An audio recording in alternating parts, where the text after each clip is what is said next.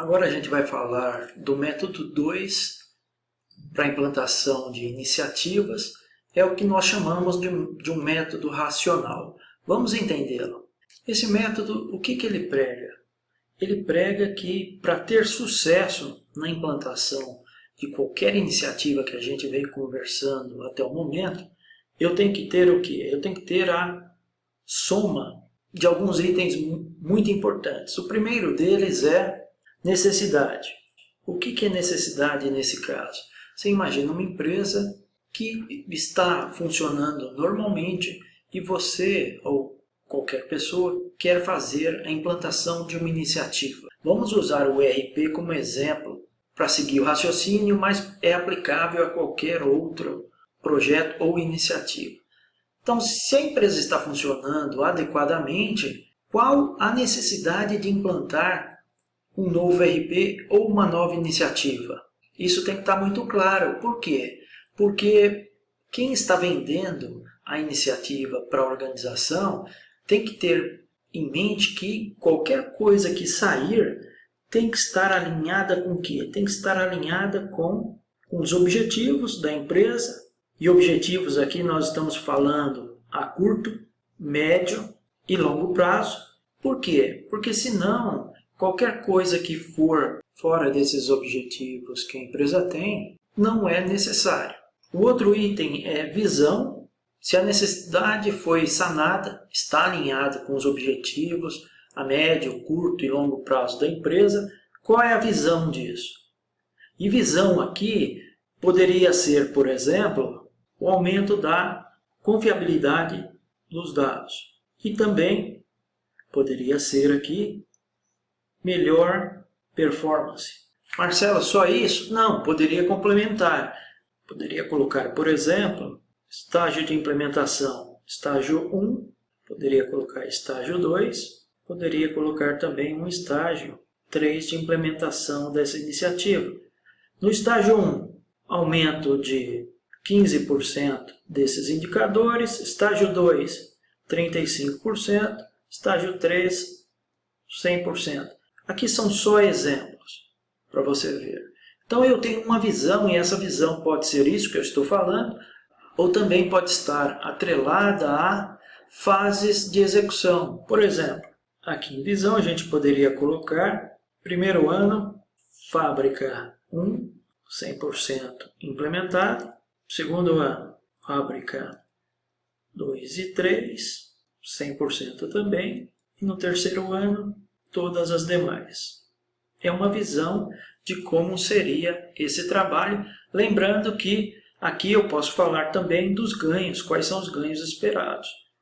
Eu posso colocar que vai aumentar a produtividade, dependendo do projeto, e vai aumentar também a satisfação do cliente. Então a visão ela tem que estar muito clara. O que vai entregar, quando vai entregar, quanto mais detalhado, melhor para consolidar essa visão. Planejamento. Qual é o planejamento para a implementação dessa iniciativa? Tem todo o detalhamento, desde a seleção da equipe que vai fazer parte até as fases de implantação. Quando eu falo em recursos, aqui eu estou falando recursos materiais. Eu tenho o dinheiro aprovado para esse trabalho, eu tenho recursos materiais, sala, computadores e o que mais for necessário para implantar essa iniciativa. E por último, eu tenho as pessoas com as competências necessárias para fazer esse trabalho. Se todos os itens estiverem ok, esses que a gente acabou de falar, há uma probabilidade grande de sucesso no projeto. Mas tem algo que a gente vai ver daqui a pouquinho, que é a nossa visão, uma visão adicional desse trabalho, que precisa ser levada em conta. É a governança, mas daqui a pouquinho a gente conversa sobre isso. O que a gente está falando para você aqui, esse é o melhor dos mundos. Essa soma de itens é o que normalmente dá muito certo.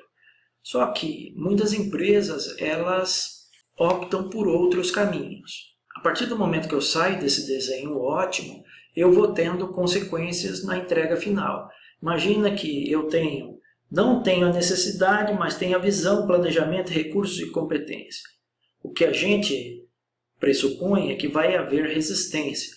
Por quê? Se coloque no lugar de um analista ou de um gerente, de qualquer processo que você quiser, de qualquer empresa que você quiser.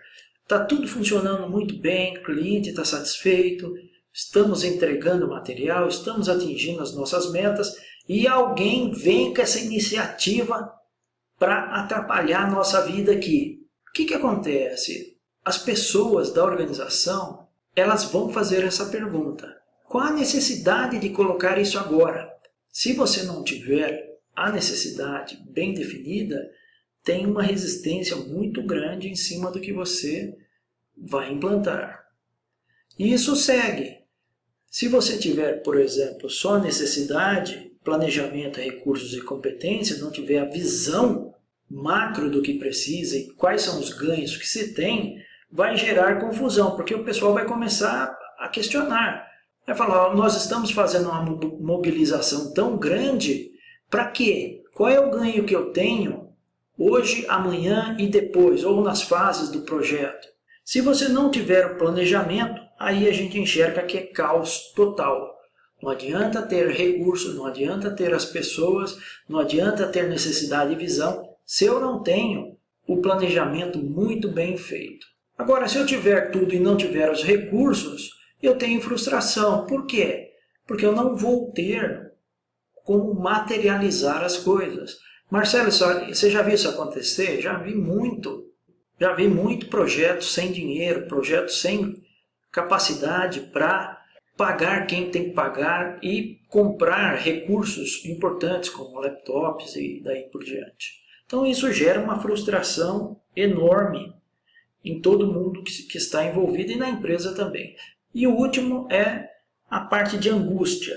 Uma implementação de uma iniciativa, ela se torna algo muito angustiante quando eu tenho a necessidade, consigo colocar uma visão, consigo colocar um planejamento, tenho os recursos materiais e financeiros e não tenho um dos requisitos mais importantes nas empresas, a competência, as pessoas para fazer isso. O que acontece? Eu começo a patinar e não saio do lugar.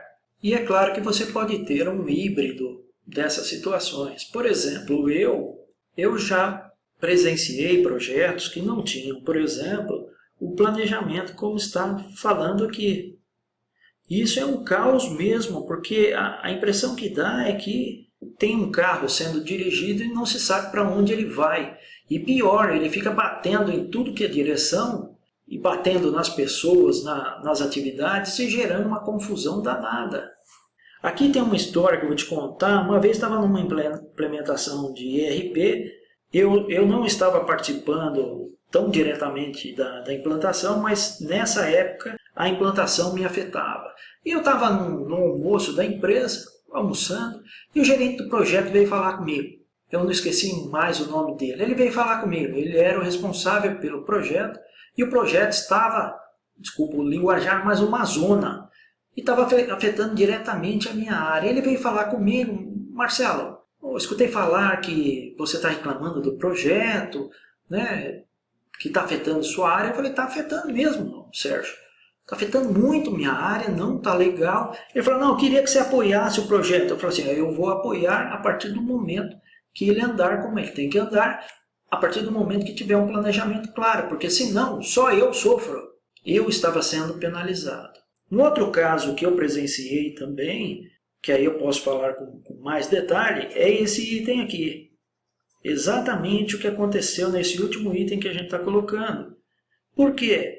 Porque o projeto não tinha a competência adequada. O gerente que colocaram lá para implantar ERP era um gerente de manufatura antigo na planta que não tinha a menor noção do que ele estava trabalhando. Então não adianta ter muito tempo numa função, mas não ter essa habilidade de gerenciar um projeto dessa envergadura e com esse cunho técnico que o ERP tem. Então foram dois casos aí bem interessantes.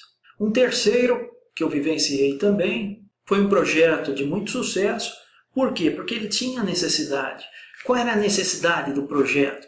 A necessidade veio do número 1 da companhia. Na verdade, era uma mulher na época, a CEO da empresa. Ela veio de outra empresa, sabia que a implantação do Lean Six Sigma dava resultado, como deu para a GE, veio dela essa aprovação, onde havia necessidade muito clara do porquê da implantação do Lean Six Sigma mundialmente, tinha uma visão também, a implantação mundial tinha que ser feita em 2 anos, o planejamento muito bem detalhado.